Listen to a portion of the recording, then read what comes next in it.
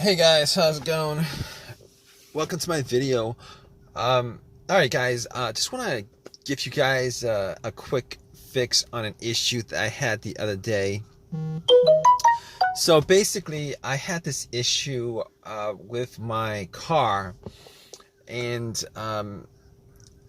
this came out of nowhere actually. The car was like driving fine for most of the day, and went to a McDonald's to get something to eat. Came out about 30 minutes later, got into my car and tried to start it, and it was not starting at all. There was no crank, there was no it was, but everything else worked inside the car. I mean, I was able to um, you know, the alarm worked. The alarm worked. Well, the remote worked. The all the lights on the dash worked. The blower motor works. Like everything worked as normal, except that it would not crank. It would not start up. It would not crank.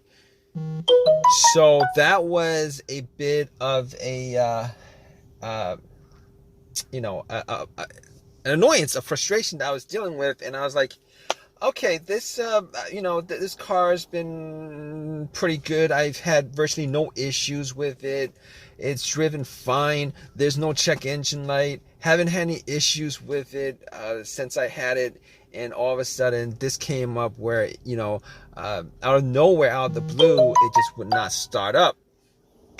So, I was a bit annoyed by it, but I had to solve the issue. So what I did was I turned on my headlights and went out just to see how bright the headlights were, because I wanted to gauge how much charge was in the battery. Maybe the battery had maybe I need to change the battery or something, but the headlights were like super super super bright. So at that point I was like, maybe it's not the battery, because I mean, for headlights to be that bright, there should be enough charge in the battery for me to do a slow crank. I should be hearing like some kind of crank, some kind of slow crank, but did not get any of that. So that had me scratching my head. I went back into my car, and pretty much what I did was I was thinking that it could possibly be the brake switch. So what I did was, I have this little. It's called a brake lock, where it locks the brake, but it's like for security reason. But I use that to push the brakes, and then went out to see whether the brake lights were working, and the brake lights were working just fine. So I knew that it wasn't the brake switch that was the issue, which I kind of thought it was, but it wasn't. So after that, what I did was, I checked the battery, just to make sure, whether, the terminals were good, clean, etc., etc. Now, what I did notice that was that the terminals were a little bit corroded. There was some white bluish stuff on there. So I had my Coke that I got from McDonald's, poured the Coke on the terminals, and had some napkins to clean it up. Now, the terminals were not super super tight. They were tight enough that I don't think that was the issue with it. So it was tight enough. I took the terminals off, poured some Coke on it, cleaned it with napkins, popped it back in, and for sure I thought that would actually fix the issue. Try to start it, it would not crank. Same situation, would not crank, would not start. So outside of that, I was like, okay, let's check the ground wire. The main ground wire, if you guys don't know, is the negative cable. Normally it hooks up to the frame of the car. So I was looking at the ground wire just to see whether there was any kind of just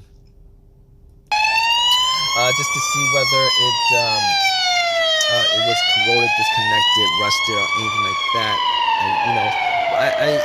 There was a little bit of rust, but nothing that I thought would affect the electricity going to the battery to the car.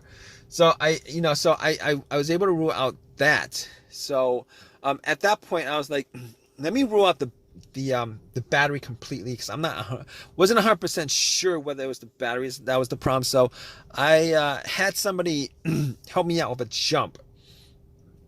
Had the cables on there for a good couple minutes, maybe like a minute, and then try to crank it. Normally, it should crank at least a little, with it hooked up, and it did not crank at all. So because it didn't crank at all, I knew 100% that was in the battery. At that point, I ruled out the battery, the ground wire, and I also ruled out the alternator being the issue. Because normally, if the alternator wasn't charging the battery and the battery is completely dead, um, the test for the alternator is if you put wires to the terminals, it should jump the alternator and then have and then it should at least crank up. And once you take the cables off, the car would die. So at that point, I could rule out the alternator. I could rule out all those things at that point. So basically, what I did was I got back to my car and I'm like, I was still hoping that there was a really simple fix to the problem. So basically at that point, I was thinking to myself, okay, I have an OBD2 reader, a $19 OBD2 reader that I got from Walmart. And seeing as how there's no check engine lights on the dash, I thought to myself, I mean, there's a chance that it could possibly be something, but that might bring a code up that's pending, that's not in the system. So what I did was I hooked the OBD2 up and made sure that it actually went through and scanned the whole entire ECU, which it did. It scanned the whole entire ECU. No codes popped up, no pending codes, nothing at all. And at that point, I was ruling, as many things out as I could. And at that point, I ruled that out. Okay, so after that, I was thinking to myself, there's a couple other things it could be. It could possibly be the fuses or the relays. Alright, so I got to the box where the fuses and relays are and checked out all the fuses just to make sure that there were no blown fuses or anything like that. And checked out to see whether there was any kind of brownish tint on any of the top of the fuses. There was none. Didn't smell anything that was burnt. And then I recalled that there were two situations where I've experienced where the fuses caused my car not to start. And this was cars that I've had previously. One of those situations was, the car that I had, there was no power at all to the car, nothing was on, etc., etc. And in that situation, it turned out to be the main fuse that was blown. It was the main fuse that was blown. Once I swapped that out, it actually fixed everything. But that's not this situation here, because I was getting power to everything else except it wouldn't crank. It wouldn't start, it wouldn't crank. So that wasn't the situation. The other situation where where there was a fuse issue that caused no start was the car would crank but it wouldn't turn over. It would crank but it wouldn't turn over, and that fuse turned out to be either the CPU, the fuse to the CPU, or the fuse to the fuel pump. Now that unfortunately wasn't the quick fix for this car, because there's no cranking. This car is not cranking. It's not cranking at all. So that wasn't the problem. At that point, I was thinking to myself, all right, we've eliminated a lot of things. Let's go with the next most obvious thing, which is the relays. And I actually thought it may have been a relay that would be causing the issue. So basically what I did was I swapped out one of the relays for the other relay and try to start the car up. And unfortunately, it wasn't an easy fix because it didn't start up. It was the same situation. It would not crank, would not start. And at that point, I knew that it wasn't the relay that was the cause of this issue. So basically, at that point, I thought to myself, okay, it was probably a couple of things. Could be the key fob or the starter. Now, I didn't think it was the starter because I had the starter changed up about a year and a half ago. Kind of pretty much had the same, all the same symptoms that I had with this situation, but seeing as how the starter was a year and a half ago that was changed out, and probably put in maybe like 15,000 miles on the car.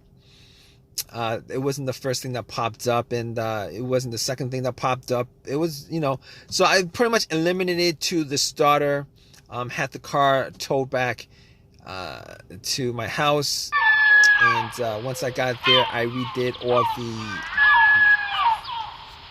pretty much redid all the, went through everything, the fuses, the relays again, double check the battery, charge it up overnight, etc., etc. None of that was the issue.